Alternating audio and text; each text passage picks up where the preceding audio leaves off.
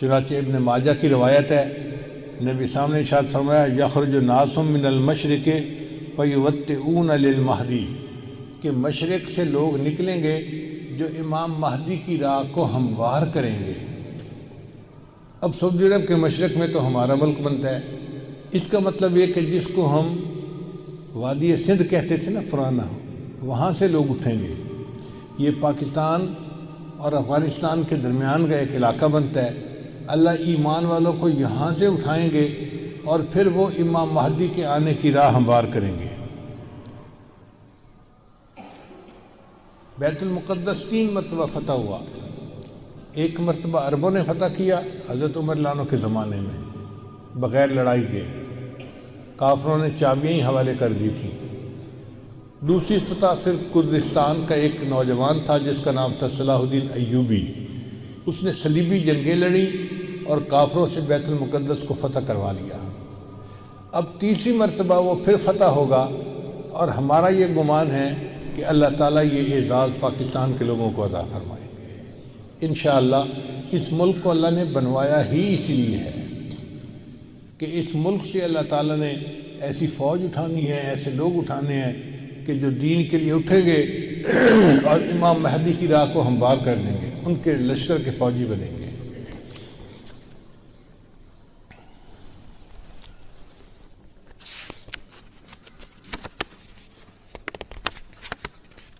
علامہ اقبال نے بہت خوبصورت شعر کہا ہے فارسی میں، خضر وقت از خلوت دشت حجاز آید بروں۔ خضر وقت سے مراد امام مہدی۔ خضر وقت از خلوت دشت حجاز آید بروں، کاروان زی وادی دور و دراز آید بروں۔ یعنی زی عظیم یہ کارواں جو ہے نا، یہ دور دراز سے آئے گا اور حجاز کے اندر آ کر یہ برآمد ہوگا۔ حدیث مبارکہ میں بھی ہے کہ امام مہدی آئیں گے مگر وہ چھپے ہوں گے، اپنے آپ کو چھپائیں گے۔ پہلے مدینہ طیبہ میں ہوں گے مگر وہ وہاں سے مکہ مکرمہ اس لیے آ جائیں گے کہ لوگ مجھے پہچان نہ لیں، چھپ رہے ہوں گے لوگوں سے کہ لوگ مجھے دیکھ نہ لیں، پہچان نہ لیں۔ لیکن جب مکہ مکرمہ میں وہ طواف کر رہے ہوں گے تو وہ حجر اسود کے قریب آئیں گے تو ایک غیب سے آواز آئے گی کہ لوگوں یہ مہدی ہیں، تم ان کی بیعت کر لو۔ تو لوگ ان کے ساتھ بیعت کر لیں گے اور پھر ان کے ساتھ ایک لشکر شروع ہو جائے گا۔ یہ لشکر ایسا ہوگا کہ جس نے بالآخر بیت المقدس کو فتح کرنا ہے۔ حدیث مبارکہ میں ہے کہ کالے جھنڈے یہ لے کر لوگ اٹھیں گے اور وہ اس کو جا کر بیت المقدس کے اندر گاڑیں گے، یعنی امام مہدی کے ہاتھ پہ اللہ تعالیٰ بیت المقدس کو فتح کروائیں گے۔ پھر امام مہدی موجود ہوں گے تو ان کی موجودگی میں حضرت عیسیٰ علیہ السلام بھی آئیں گے۔ دمشق کی ایک مسجد ہے، اس مسجد میں وہ نماز کے لیے کھڑے ہوں گے، تکبیر کہی جائے گی تو اتنے میں حضرت عیسیٰ علیہ السلام اس مسجد کے مینارے کے اوپر اتریں گے آسمان سے۔ تو امام مہدی ان کو کہیں گے جی کہ آپ نماز پڑھائیں، اور وہ امام مہدی کو کہیں جی کہ آپ نماز پڑھائیں۔ چنانچہ حضرت عیسیٰ علیہ السلام کے حکم پر امام مہدی نماز پڑھائیں گے۔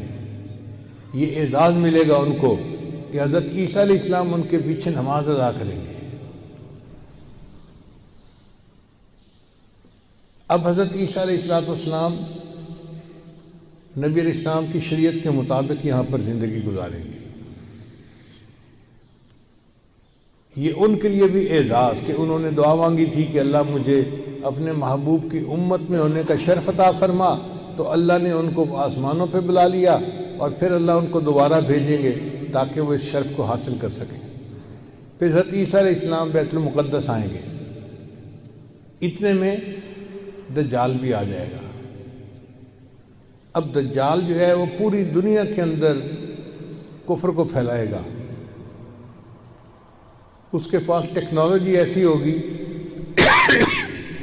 کہ بارش برسے گی، کھیتیاں زیادہ ہو جائیں گی، پھل زیادہ ہو جائیں گے اور لوگ اس کے پیچھے لگ جائیں گے مادی وسائل کی وجہ سے۔ بلکہ حدیث پاک میں آتا ہے کہ اس کی پیروی کرنے والی عورتیں زیادہ ہوں گی، چونکہ عورتوں میں مادیت پرستی زیادہ ہوتی ہے، چمک دمک ان کو زیادہ کھینچتی ہے، تو یہ دجال کے فتنے میں زیادہ گرفتار ہوں گی۔ پھر حضرت عیسیٰ علیہ السلام کو جب پتہ چلے گا تو وہ دجال کی پیچھا کریں گے کہ اس کو قتل کریں۔ اب دجال وہاں سے بھاگے گا، تو بھاگ کے کہاں جائے گا؟ وہ اسرائیل جائے گا، اور وہاں پر ایک جگہ ہے، اس کا نام ہے باب لد۔ اس وقت بھی اسرائیل میں ایک ایئرپورٹ ہے، اس کا نام ہے لد ایئرپورٹ، شہر کا نام بھی لد ہے، اور اسرائیل والوں نے وہاں پر ایک دروازہ بنایا ہے، اس کے اوپر انہوں نے باقاعدہ لکھا ہے باب لد۔ 1400 سال پہلے نبی علیہ السلام نے فرما دیا کہ اس جگہ پر دجال پہنچے گا تو عیسیٰ علیہ السلام وہاں پر اس کو قتل کر دیں گے۔ بہت عرصہ میں یہ سوچتا رہا کہ دجال نے بھاگنا تھا تو کہیں پہاڑوں میں روپوش ہو جاتا، رشیا کے پہاڑ ہیں، دوسرے ملکوں میں پہاڑ ہیں، پہاڑی سلسلے تو بہت ہیں پوری دنیا میں، تو یہ مقام لد کا کیا معنی؟ بعد میں بات سمجھ میں آئی کہ لد کا جو ایئرپورٹ ہے نا وہ اسپیس پورٹ بھی ہے، یعنی وہاں سے جہاز بھی اڑتے ہیں اور وہاں سے خلائی گاڑیاں بھی اڑ کے خلا میں جاتی ہیں۔ اس کا مطلب یہ کہ دجال یہ چاہے گا کہ میں لد پہنچوں اور وہاں سے اسپیس شپ میں بیٹھ کے میں خلا میں چلا جاؤں، کیونکہ دنیا میں تو مجھے یہ نہیں چھوڑیں گے، تو میں یہاں دنیا سے چلا ہی جاؤں، تو اس کی کوشش یہ ہوگی کہ میں یہاں سے خلا میں چلا جاؤں، مگر اللہ تعالیٰ فضل فرمائیں گے اور عیسیٰ علیہ السلام اس کو اپنی فلائٹ لینے سے پہلے لد کے مقام پہ قتل کر لیں گے۔ پھر اس کے بعد عیسیٰ علیہ السلام بیت المقدس کے تخت پر بیٹھ کر پوری دنیا کے فیصلے کریں گے، پوری دنیا کی حکومت عیسیٰ علیہ السلام کے ہاتھ میں ہوگی۔ پھر عیسیٰ علیہ السلام صلیب کو توڑیں گے اپنے ہاتھوں سے، اور پھر یہود و نصارہ میں جو ان کی مخالفت کرے گا اس کو وہ قتل کریں گے، حتیٰ کہ ایک ایسا وقت آئے گا کہ پوری دنیا میں ایک بھی بندہ غیر مسلم نہیں رہے گا، سارے مسلمان ہوں گے۔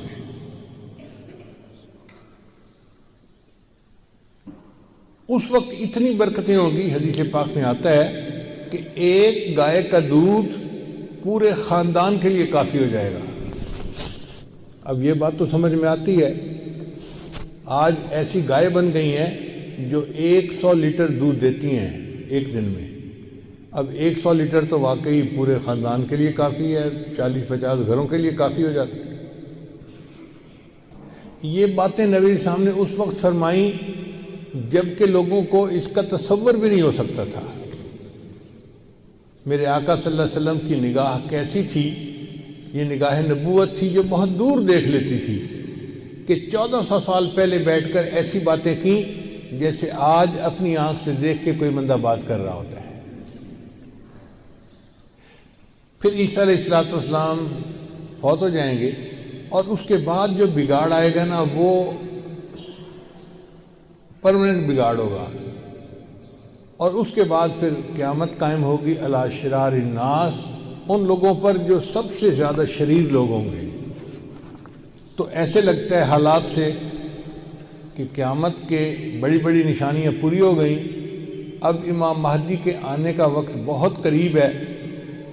یہ جو حالات میں اتنی بڑی تبدیلی نظر آ رہی ہے نا، یہ کسی چیز کا پیش خیم ہے۔